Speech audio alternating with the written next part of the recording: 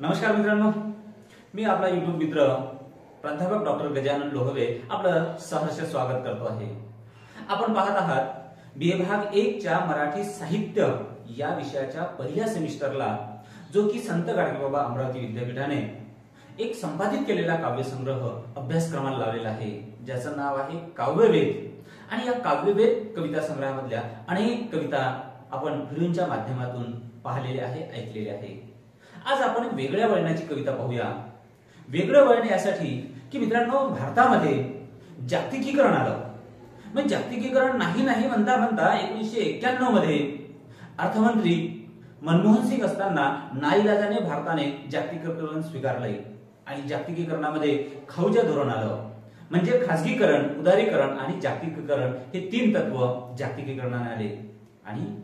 आणि जागतिकीकरणामध्ये देश दूर असणारे देश जवळ झाले, बाजारपेठ खुली झाली आणि माणसांपेक्षा मॉल्स वाढू लागले, माणसांपेक्षा वस्तूंना किमती आल्या, भांडवलशाही आल्यासारखं वाटलं। आणि यामध्ये असं वाटलं होतं की माणूस आता ग्लोबल झालेला आहे, माणूस आता वैश्विक झालेला आहे। आणि या वैश्विक वातावरणामध्ये जागतिकीकरणामध्ये माणसाची जात धर्म नष्ट होईल। पण जागतिकीकरणात नवीन काही जातीय समीकरण आले आणि जात अधिकच घट्ट झाली।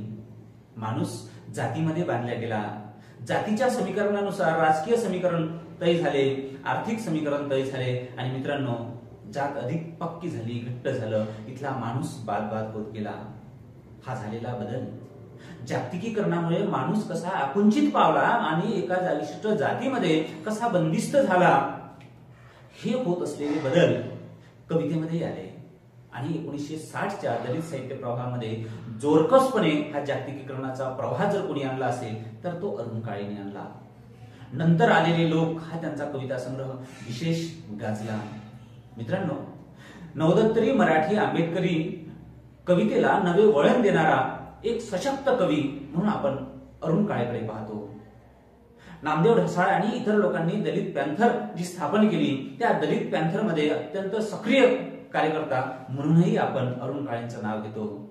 अरुण काळेने जागतिकीकरणासोबतच एक ग्लोबलायझेशनची एक कविता, एक नवी संकल्पना आणली, या कवितेमध्ये आणली। ते शब्द आले, त्या संदर्भ आले, त्या संकल्पना आणल्या आहे। आणि म्हणून जागतिकीकरण जेव्हा मराठी साहित्यामध्ये हा विषय येतो तेव्हा अरुण काळेचं पर्यायी नाव येतं, म्हणजे येतच। त्यांचं रॉक गार्डन असेल किंवा सायनरचे शहर असेल, नंतर आलेले लोक असेल, असे अनेक कविता संग्रह प्रकाशित झालेले आहेत। मित्रांनो, जागतिकीकरणामध्ये माणूस कसा संकुचित झालेला आहे। जागतिकीकरण माणसाला आवडत जरी नसलं तर ते आलेलं आहे, ते स्वीकारावं लागेलच। ही जागतिकीकरणाची धग जी माणसाला लागलेली आहे, ही धग विद्यार्थ्यांना कळावी। जागतिकीकरण काय आहे ते कळावं यासाठी या कवितेचं प्रपंच केलेलं आहे। ही कविता अभ्यासक्रमाने नेमलेली आहे। ही कविता काय करते मित्रांनो, तर कवितेचं नाव आहे तू मदरबोर्ड माझ्या संगणकाचा।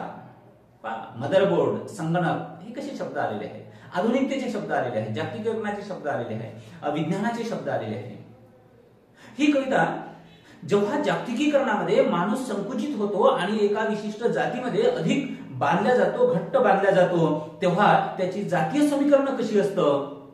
इथला माणूस खरं म्हणजे जागतिकीकरणामध्ये माणूस विशाल व्हायला पाहिजे, वैश्विक व्हायला पाहिजे, पण नाही, तसं झालं नाही। माणूस अधिक कमी झाला, कुरडल्या गेला, माणूस अधिक बोनसाय केला गेला। ही धग अरुण काळेंच्या या कवितेमध्ये आहे। आणि मग ही कविता काय सांगते तर मित्रांनो, ही कविता एका दलित समाजाचं नेतृत्व करणाऱ्या महामानवाला प्रमाण मानून तो महामानव या दलित समाजाच्या आणि उपेक्षित सर्वहारा समाजाच्या अडीअडचणीमध्ये कसा आजही विचार बनून सोबत राहतो, प्रकाश देत राहतो, हे त्याचं प्रकाशमय देणं, हे त्याचं अस्तित्व ही कविता सिद्ध करते। आणि म्हणून बा भीमा, तुझ्यामुळे आम्ही मोठे झालो, त्या भीमाला ही कविता समर्पित करते। त्या भीमाचं कर्तृत्व आजही आमच्या सोबत आमचं बोट धरून कसं येतं आणि आम्हाला कोणत्या शहरामध्ये, कोणत्या गर्दीमध्ये हरवू नये म्हणून तो आमचं बोट धरून कसा सोबत राहतो, या मानवाला केलेली ही वंदना आहे। नव्या स्वरूपात, आधुनिक पद्धतीने, नव्या शब्दांमध्ये, नव्या संदर्भामध्ये, जागतिकीकरणाच्या भाषेमध्ये एकीकडे जागतिकीकरणाची या समाजाला, सर्वहारा समाजाला लागलेली धग, या जागतिकीकरणामध्ये नष्ट होत चाललेलं याचं रूप आणि तरीही त्याचं अस्तित्व टिकवण्यासाठी भरभक्कमपणे पाठीशी राहणारे महामानव डॉक्टर बाबासाहेब आंबेडकर असा सगळा गोतावळा, असा सगळा प्रवास आणि असं महामानवाचं ते अस्तित्व या कवितेच्या माध्यमातून अरुण काळेने रेखाटलेलं आहे. मित्रांनो, अरुण काळे काय म्हणतात की तू मदरबोर्ड माझ्या संगणकाचा. खरं म्हणजे यामधले शब्द नवीन आहे, एक आधुनिकतेचे आहे, संगणकाचे आहे, जागतिकीकरणाची भाषा बोलणारे आहे.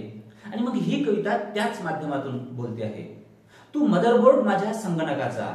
आता संगणक, माणूस ही संगणक आहे, म्हणजेच माणसाने महासंगणक बनवलंय, पण तरीही त्या संगणकावर अंकुश कोणाचा आहे? माणूस. कारण माणसा एवढी प्रचंड प्रतिभाशक्तीची व्यक्ती कोणतीही निर्माण झालेली नाही. सर्व माणसाने निर्माण केलंय. एका कवितेमध्ये एक माणूस म्हणतोय, एक कवी म्हणतोय की माणसाचं श्रेष्ठत्व व्यक्त करताना तो म्हणतोय की तू चंद्र म्हटला चंद्र झाले, तू सूर्य म्हटलं झाला, तू नदी म्हटली नदी झाले. इथल्या प्रत्येक व्यक्तीचं नामकरण तू केलंस. माणूस मोठा आहे.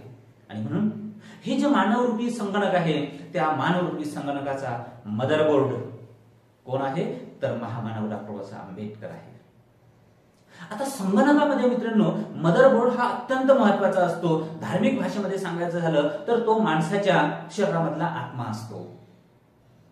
तो आत्मा जो आहे, आत्मा शरीर होतं, आत्माही होता, पण ते मेलेलं होतं, मरणासन्न पडलेलं होतं. या मरणासन्न आत्म्याला जर जिवंत केलं असेल, त्यामध्ये प्राण भरले असेल, तर तो मदरबोर्ड जो आहे तो डॉक्टर बाबासाहेब आंबेडकर आहे.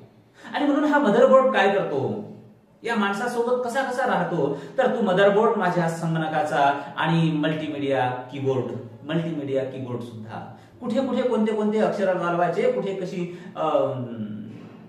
व्यक्त व्हायचं, हे तू सगळं सांगणारा हा संगणक, ही मेमरी आणि अपडेट प्रोग्राम ही तूच दिलेला. हे संगणक, हे कीबोर्ड, ही मेमरी आणि या संगणकामधला अपडेट प्रोग्राम सुद्धा तूच दिलेला.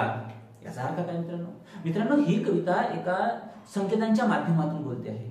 मेमरी म्हणजे बुद्धी. ही जी बुद्धी आहे, बुद्धी चालत नव्हती, होती पण चालत नव्हती, तिला चालायला तू लावलंय. माणूस होता पण तो धावत नव्हता, धावायला तू लावलंय. माणसाला मुख होतं, जीभ होती, पण तो बोलत नव्हता, बोलायला तू लावलं.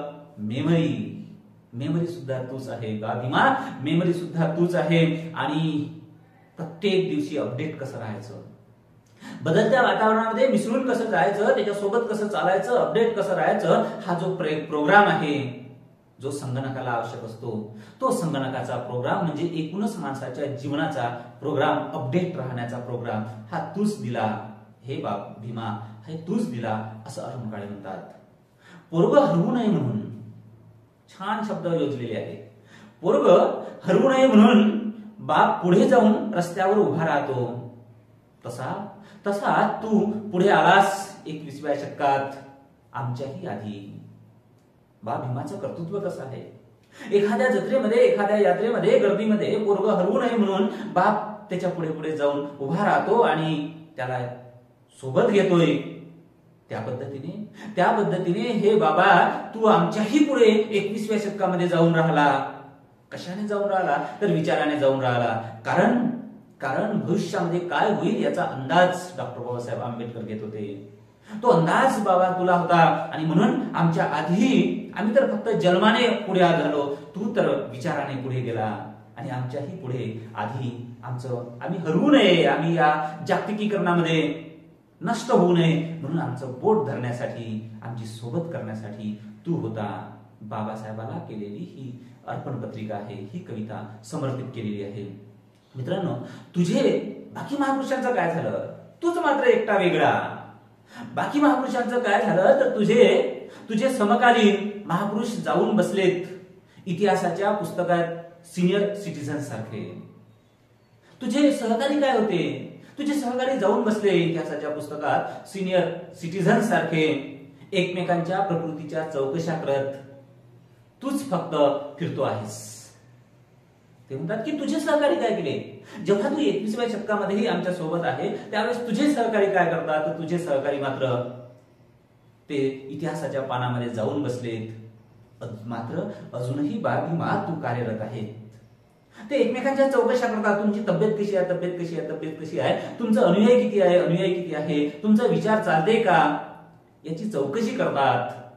तुमचे विचार आजही लोक स्वीकारतात का? तुमचे अनुयायी आहेत का? याची चौकशी करतात. हे चौकशी म्हणजे तब्येतीची चौकशी.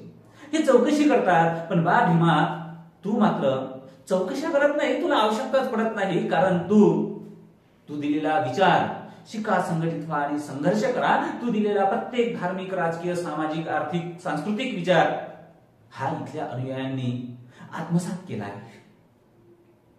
म्हणून तुला चौकशी करण्याचं कारण नाही. तू मात्र दिवस रात्र आजही आमच्यावर पहारा देतोस आणि तू फिरतो आहेस 12 हत्तीचं बळ घेऊन. बाबासाहेब किती वजनदार होते. शरीराने नाही तर बुद्धीने किती वजनदार होते. जेव्हा घटना लिहायचा प्रसंग आला तेव्हा फॉरेनच्या माणसाने सांगितलंय की तुमच्याच तर देशामध्ये डॉक्टर बाबासाहेब आंबेडकर नावाचा राजकीय विश्लेषक आहे, राजकीय तज्ञ आहे, त्यांच्याकडनंच का लिहून घेत नाही? बाबासाहेबांनी एवढा त्या काळामध्ये तरी कोणता दुसराही विद्वान नव्हता. बाबासाहेब तू आजही रस्त्यामधून फिरतो आहे 12 हत्तीचं बळ घेऊन. कुठून फिरतो आहे? तर रस्त्यातून फिरतो आहे, मैदानातून, गरिबांच्या झोपड्यांमधून, विद्वानांच्या चर्चा आणि दुखावलेल्यांच्या विवादांमधून, कायदे कानून, विद्या आणि विद्यापीठातून, नाटक, गाणे, सिनेमा आणि साहित्य संमेलनातून पुन्हा पुन्हा उठवायला येतोस आम्हाला कवितांतून. मित्रांनो, बाबासाहेबांच्या रक्तामध्ये भिनलेला आहे. तो कुठे कुठे भिनलेला आहे? तो रस्त्यावर दिसतो आहे. कुठे कुठे आहे? तर तो गरिबांच्या झोपडीमधून आहे. माणसं गरीब असतील. तुम्ही एक लक्षात घ्या मित्रांनो, बाबासाहेबांनी निर्माण केलेला, बाबासाहेबांनी एक विज्ञानतेचं आणि अस्मिता भरलेला हा जो बौद्ध समाज आहे, या बौद्ध समाजामध्ये भिकाऱ्यांची संख्या नाही आहे. गरीब असतील पण सन्मानाने जगतील, हा त्यांच्यामधला जो बाबासाहेबांचा विचार आहे तो आजही ते अशी झेलून आहे. ते त्या विचारासाठी मरणारे आहेत मित्रांनो. आणि म्हणून बाबासाहेब कुठे दिसतात? तर बाबासाहेब रस्त्याने दिसतात, बाबासाहेब चौकात दिसतात, बाबासाहेब गरिबांच्या झोपड्यांमधून दिसतात. बाबासाहेब कुठे दिसतात? तर बाबासाहेब विद्वानांच्या चर्चेमध्ये दिसतात. बाबासाहेब सर्व ठिकाणी आहे. तुलनात्मक जर विचार केला तर अरुण काळे असं म्हणतात की तुझे सहकारी काय करतात? तर तुझे सहकारी फक्त पुस्तकांच्या ग्रंथांमध्ये जाऊन बसले, फक्त एकमेकांच्या चौकशी करत. तू मात्र विद्वानांच्या चर्चा आणि दुखावलेल्यांच्या विवादामध्ये दिसतोय. दुखावलेल्यांसाठी तू मलम आहे, तलम आहे. तू मात्र कायदे कानून, विद्या आणि विद्यापीठांमधून आजही मुलांना शिक्षित करतो, प्रशिक्षित करतो, सुशिक्षित करतो. नाटक, गाणे, सिनेमे किती निघालेत. सगळीकडे तूच दिसतो, तुझाच प्रभाव दिसतो. नाटकांमध्ये, गाण्यांमध्ये, सिनेमांमध्ये आणि साहित्य संमेलनांमधून तुझ्या नावावर आंबेडकरी साहित्य संमेलन, अखिल भारतीय दलित साहित्य संमेलन, तुझ्या नावावर साहित्य संमेलन भरते आहे. तुझा विचार, तुझा नाव हे घरोघरी, गल्लोगल्ली माणसांच्या मनामध्ये रुजून बसलेलं आहे. अशा पद्धतीने तू सर्व ठिकाणी सर्वतोपरी आहे.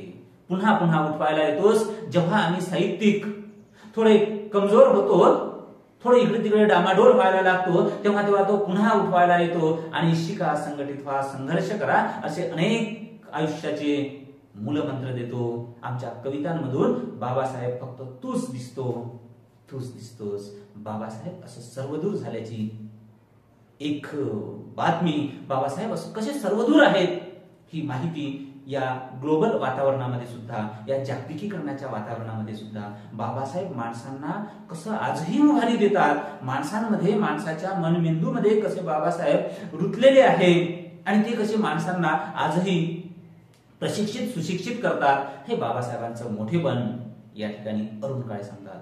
पुन्हा ते म्हणतात की आता या आयटीच्या युगात दलितांना डिलीट करण्यासाठी नवनवीन सॉफ्टवेअर बनवत आहेत. पण आता या जागतिकीकरणानं काय केलं? आशा होती की जागतिकीकरण आलं आणि सारे देश एका माळेमध्ये गुंफल्या जाईल, पण मात्र जागतिकीकरणामध्ये इथे जात सैल होईल, जात नष्ट होईल, माणूस तेवढा श्रेष्ठ होईल. पण नाही, तसं नाही झालं. माणूस आणखी कमी होत गेला आणि जात वाढत गेली. जातीची बंधने माणसाला करकुचून बांधत गेली आणि माणूस तेवढा बाद होत गेला, जात तेवढी उरत गेली, जात तेवढी मोठी होत गेली. माणसांना, बाबासाहेबांच्या माणसांना आणि फुले शाहू आंबेडकर या विचारधारेला, परिवर्तनवादी विचारधारेला दाबण्यासाठी अनेक काही माणसं, कारण एका माणसाच्या घामावर दुसऱ्या माणसं जगत आहेत, ही परंपरा इथे आहे. आणि म्हणून मग या दलितांना आज डिलीट करण्यासाठी अनेक प्रोग्राम संगणकामध्ये येत आहे. खरं म्हणजे ही दलितांसाठी धोक्याची घंटा आहे, धोक्याची सूचना आहे की आता या आयटीच्या युगात, खरं म्हणजे विज्ञानाच्या युगातही जात पोचल्या जाते, एवढं अज्ञान अजूनही आपण स्वीकारत आहे, या अज्ञानाच्या युगामध्ये जगत आहे. सुशिक्षित म्हणायचं की अशिक्षित म्हणायचं, पुन्हा हेच नव्याने प्रश्न निर्माण होतात. आता या आयटीच्या युगात दलितांना डिलीट करण्यासाठी नवीन नवीन सॉफ्टवेअर येत आहेत. दलितांना डिलीट कसं केलं जाईल? मग बौद्ध लिहायचं की महार लिहायचं, असे अनेक प्रश्न घेऊन त्यांना डिलीट करण्यासाठी अनेक प्रोग्राम येत आहे, अनेक सॉफ्टवेअर बनवले जात आहे. आणि प्रोग्राम खराब करण्यासाठी जे दलितांचे विकासाचे प्रोग्राम आहे, ते प्रोग्राम खराब करण्यासाठी सोडले जात आहेत विषाणू. अनेक प्रकारचे विषाणू आहे. कोणी दलित बनून येतो, तर कोणी गलित बनून येतो, कोणी दलितांसारखा बनून येतो. प्रतिक्रांतीच्या माध्यमातून अशा पद्धतीचे विषाणू सोडले जात आहे. आणि तरीही तुझी अँटीव्हायरस खबरदारी बाबीमा, तरीही तुझी अँटीव्हायरस खबरदारी पुन्हा पुन्हा करते त्यांना पराभूत. बाबासाहेबांच्या इंजेक्शन मध्ये असं काही औषध भरलेलं आहे का ते इंजेक्शन खरं म्हणजे अँटीव्हायरस आहे. कितीही विषाणू सोडा तरी बाबासाहेबांच्या विचाराचं ते इंजेक्शन, ते अँटीव्हायरस इंजेक्शन या प्रतिक्रांतीला पुन्हा पुन्हा पुन्हा पुन्हा पुन्हा पराभूत करते आहे. दुनिया पार इकडची तिकडं गेली, दुनिया पार इकडची तिकडं झाली, प्रचंड वेगाने बदललं जाते सर्व काही. पण ज्या बदलासाठी तू खपलाय ते व्हायचे आहेत अजून पूर्णपणे. पण ज्या बदलासाठी तू खपलाय भीमा, ते अजून व्हायचे आहे पूर्णपणे. उभरत्या रीतीने सोडवली जात आहेत गणित. माणसाला वस्तू करून उभं केलंय. आता ही लढाई येत आहे निर्णायक टप्प्यात. चिंता आहे. खरं म्हणजे जागतिकीकरणामध्ये माणूस तेवढा महत्वाचा असायला पाहिजे होता, पण इथे पुन्हा जात महत्वाची ठरली आहे. आता चिंता लागलेली आहे. अरुण काळे या कळव्यामधून चिंता करतायत की बाबासाहेब, तू आयुष्यभर अँटीव्हायरस इंजेक्शन घेऊन या लोकांना, इथल्या संस्कृतीला पराभूत करत गेला, इथल्या प्रतिक्रांतीला पराभूत करत गेला. आजही ते लोक ती समाज संस्कृती, ती विचारधारा दलितांना डिलीट करण्यासाठी अनेक व्हायरस विषाणू सोडत आहेत. पण आजही तुझं अँटीव्हायरस विचार तत्वज्ञान त्यांना पराभूत करते आहे. पण बाबा, ज्या कार्यासाठी तू आयुष्यभर झिजलास ते अजूनही पूर्ण व्हायचं आहे, ते अजूनही पूर्ण व्हायचं आहे. आणि त्याला नष्ट करण्यासाठी आपलेच माणसं काही उभरट्या पद्धतीने गणित करत आहेत. ते विकासाचे गणित नाही तर आत्मविकासाचे गणित करत आहेत. माणसाला वस्तू उभं करून इथे काय होत आहे की माणसाला वस्तूप्रमाणे केले आहे. आजही आपण माणसांपेक्षा त्याचा मोबाईल नंबर महत्वाचा ठरवतो आहे. माणूस इथे बाद होते आहे. कोणत्याही मॉलमध्ये जा, तुमचं नाव कधी कोणी विचारत नाही, तर काय विचारते? तुमचा नंबर विचारते. माणूस बाद झाला आणि मोबाईल नावाची वस्तू महत्वाची ठरली. खिशामध्ये पैसे नसेल चालेल, मोबाईल सोबत पाहिजे, वस्तू महत्वाची ठरली. मित्रांनो, एका काळी पिवळीमध्ये बसताना तो ड्रायव्हर त्या पॅसेंजरला म्हणाला, घे त्याला टाकून लगेचला घेतल्या जातं, वस्तूला टाकून घेतल्या जातं, माणसांना नाही, माणसांना बसून घेतल्या जातं. असे तो का शब्द वापरतो? कारण माणसांच्या मनामध्ये आता माणसांची किंमत ही माणूस म्हणून राहिली नाही, तर एक वस्तू म्हणून झाली आहे. जागतिकीकरणाचा हा सर्वात मोठा तोटा आहे. आणि म्हणून मग पुढे अरुण काळे म्हणतात की स्वतःच्या स्वातंत्र्यासाठी माणसं कशी आहेत? स्वतःच्या स्वातंत्र्यासाठी दुसऱ्याचं स्वातंत्र्य खतम करणारे इथे माणसं आहेत. खरं म्हणजे खेकड्याच्या वृत्तीची माणसं इथे जास्त आहे. माणसं कशी असतात? उडणारी पतंग ओढायला निघतात. एखादा माणूस विकास करायला लागला की त्याचे पाय ओढतात. उडणारी पतंग ओढायला निघतात आणि एकदा जाळ्यात सापडली की मग फाडायला निघतात. माणसाची ही वृत्ती. स्वतःच्या स्वातंत्र्यासाठी दुसऱ्याचं स्वातंत्र्य खतम करणारे साले हे लोकशाही जननीवाले दुलंगे. शिवी देतोय अरुण काळे, शिवी देतोय. मित्रांनो, एखाद्या कवितेमध्ये शिवी काय येते आहे? कारण वेदना तेवढी मोठी असते. म्हणून साध्या साध्या शब्दांमधून ती वेदना, तो विद्रोह व्यक्त होत नाही. जखम जेवढी असेल मलम तेवढाच तशाच पद्धतीने करावं लागते. संत तुकाराम म्हणतात की देव्हाऱ्यावरी विंचू आला, देवपूजाना आवडे त्याला, तेथे पैजाऱ्याचे काम अधमाशी तो अधम. जशाच तसे वेदनाच एवढी मोठी आहे अरुण काळ्यांची आणि एकूण या दलित समाजाची की ती वेदना व्यक्त करण्यासाठी विद्रोह आवश्यक आहे. आणि विद्रोहाची भाषा ही काय गुळगुळीत राहणार, विळमिळीत राहणार. विद्रोहाची भाषा विद्रोह पद्धतीनेच व्यक्त करावी लागते. म्हणून या ठिकाणी साले हा शब्द येतात. साले हा शब्द काही अश्लील नाही आहे. साहित्यामध्ये कोणताही शब्द श्लील आणि अश्लील नसतो. प्रसंग कसा आहे त्या प्रसंगाच्या अनुषंगाने तो शब्द येतो, बस तेवढंच त्याचा अर्थ असतो. श्लील अश्लील असं काहीही नसतं. आणि म्हणून अरुण काळे म्हणतात की साले हे लोकशाही जन्नीवाले दुलांगे. आपलं त्यांच्यावर फार प्रेम, पण आपल्या कल्याणाचं राज्य. लोकांसाठी लोकांकरता चालवलेलं राज्य म्हणजे लोकशाही राज्य हे जे आहे, पण आपल्या कल्याणाचं राज्य निघालेत हे मोडीत काढायला. आपल्या कल्याणाचं राज्य हे काही लोक हे राज्यच मोडीत काढायला निघाले, कारण त्यांना सर्वांचं कल्याण नको आहे. बहुजन हिताय बहुजन सुखाय नको आहे. सर्वे संता सुखीवंतु हे तत्व नको आहे. काही लोकांनीच इथे जगावं आणि बाकी लोकांनी गुलाम राहावं ही हुकुमशाहीची पद्धत त्यांना हवी आहे. म्हणून ते म्हणतात की साले हे लोकशाही जन्नीवाले दुलांगे. आपलं त्यांच्यावर फार प्रेम आहे, पण आपल्या कल्याणाचं राज्य निघाले ते मोडीत काढायला. आणि हे माहिती तंत्रज्ञानाचं कोलीत, खरं म्हणजे हे माहिती तंत्रज्ञानाचं कोलीत सापडलंय माकडांच्या हाती. खरं म्हणजे माहिती तंत्रज्ञानाने काही होते, पण डॉक्टर बाबासाहेब आंबेडकर 26 नोव्हेंबरला म्हणाले होते, भाषण करताना म्हणाले होते की घटना ही फार चांगली आहे, पण घटना राबवणारे कसे राहतील यावरून घटनेचं चांगलं वाईट पण हे ठरणार आहे. मित्रांनो, विज्ञान हे दुधारी तलवारीसारखं आहे. तुम्ही काही माणसांचं तलवारीने संरक्षण करू शकतात आणि काही माणसांना त्यांना मारूही शकता. तुमचं मन कसं बनलेलं आहे, मेंदू कसं बनलेला आहे, किती संस्कारित आहे, तुमच्या मनात विचार आहे का बहुजन हिताय बहुजन सुखाय, तर तीच तलवार अनेकांना तारेल. शिवाजीच्या तलवारीने अनेकांना तारलंय आणि मोगलांच्या तलवारीने अनेकांना मारलंय. तुमचा हेतू कसा आहे? वस्तू तीच असते, पण हेतू कसा आहे यावरून अरुण काळे म्हणतात की विज्ञान महत्वाचं आहे. पण विज्ञानाचं जे हे कोलीत आहे ते कोणाच्या हाती सापडलं? माकडांच्या हाती सापडलं. म्हणूनच भीती वाटते आहे, म्हणूनच आपली लोकशाही धोक्यात आहे, म्हणूनच इथला दलित वर्ग धोक्यात आहे. ही सारी खंत अरुण काळे तू मदरबोर्ड माझ्या संगणकाचा या कवितेमधून व्यक्त करतात. धन्यवाद.